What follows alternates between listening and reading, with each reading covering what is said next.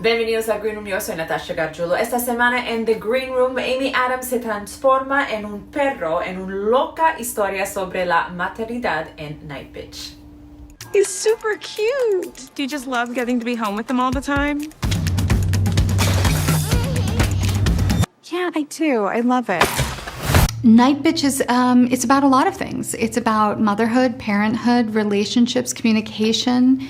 It deals with identity, transformation, but it follows Mother through this period of her life where she finds herself alone and isolated with her toddler son, having to let go of her identity from the past and not yet finding a new identity. And she taps into sort of this feral, ancient mysticism to connect with her inner self and find herself in a new way. Nobody in this family can clean their own butts. No. Oh, that's okay. If you wake him up, I will rip your throat out. Okay, for what it's worth. I would kill to stay home with him every day. And Amy sent it to me saying, I would love to work with you. I have no idea if this piques your interest, but I found this book very moving. Take a look and see what you think. You know, when we're thinking about someone that we want to do this, Mari was like, I was like, let's go to Mari. And of course she was like, everyone's like, no, Mari's not reading anything. She just had a baby. And I was like, I think she might have a very unique relationship with this. And I read it, and it was post-pandemic.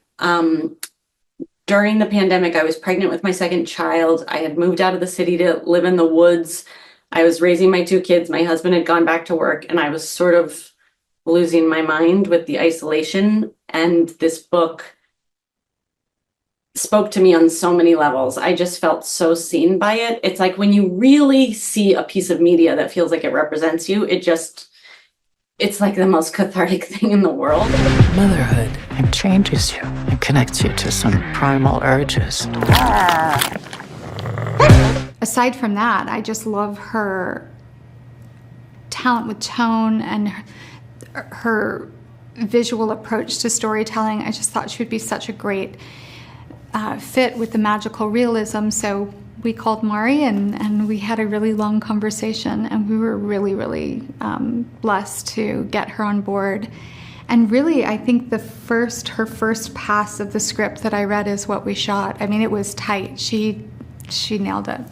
We kept looking to other movies and transformations and realizing that in most kind of body horror transformation movies, the transformation is very painful. It's like a ripping open, or like something poking out of you, or like your skin being torn off, and it feels awful.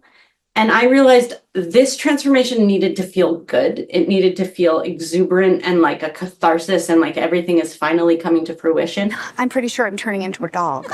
You're so funny. Do you ever feel like the big secret is that we are gods? So NIGHTBITCH, I'd like to say that NIGHTBITCH is sort of the manifestation of Mother's fear and frustration and confusion, dissatisfaction, lots of other things, just all sort of like boiling under the surface. And it's sort of this manifestation inside of her that starts to transform her into something more wild, more feral. Tap her back into play and connection and instinct. So yeah, NIGHTBITCH is instinct, I guess, yeah. You know, Amy is one of the best actors working. I think she's got a timeless quality. She is so emotionally tapped in. I keep thinking about the fact that right before this, I think the movie she filmed right before this was Disenchanted, and she came to this movie.